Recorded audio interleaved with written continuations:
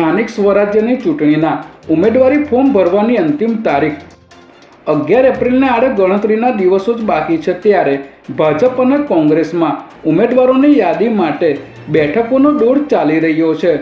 ભાજપના સૂત્રોમાંથી મળતી માહિતી મુજબ ભાજપે મહાનગરપાલિકામાં સ્વચ્છ છબી ધરાવનારા અને બિનવિવાદાસ્પદ લોકોને ચૂંટણી મેદાનમાં ઉતારવાનો નિર્ણય લીધો છે, જેને પગલે મુખ્યમંત્રી નિવાસ સ્થાને ગુજરાત ભાજપની ચૂંટણી સમિતિની બેઠકમાં ટિકિટ ફાળવણી મુદ્દે ભારે ખેંચતાણ જોવા મળી રહી છે.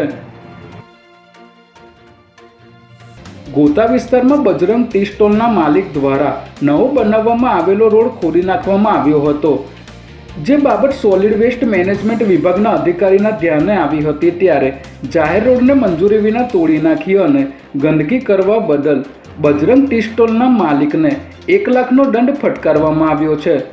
આ ટી સ્ટોલ ધારકે રોડ ઉપર ખાડો ખોદવાની સાથે ચાના કૂચા નાખીને ગંદકી પણ કરી હતી, જેથી દંડ કરી દાખલારૂપ કાર્યવાહી કરવામાં આવી છે. ગાંધીનગર એસઓજી દ્વારા જીઆઈડીસી વિસ્તારમાંથી દારૂનું મિની ગોડાઉન ઝડપી લેવામાં આવ્યું છે. ચૂંટણી પૂર્વે દારૂબંધીના કડક અમલ માટે હાથ ધરાયેલી ખાસ ઝુંબેશ અંતર્ગત ગાંધીનગર એસઓજીએ બાતમીના આધારે સેક્ટર 28ના જીઆઈડીસી વિસ્તારમાં દરોડો પાડી એક બંધ ગોડાઉનમાંથી 37 લાખની મોંઘી દાટ 972 બોટલો જપ્ત કરી છે. પોલીસ શટર તોડીને અંદર પહોંચી ત્યારે વિદેશી દારૂની કુલ 81 પેટીઓ મળી આવી હતી.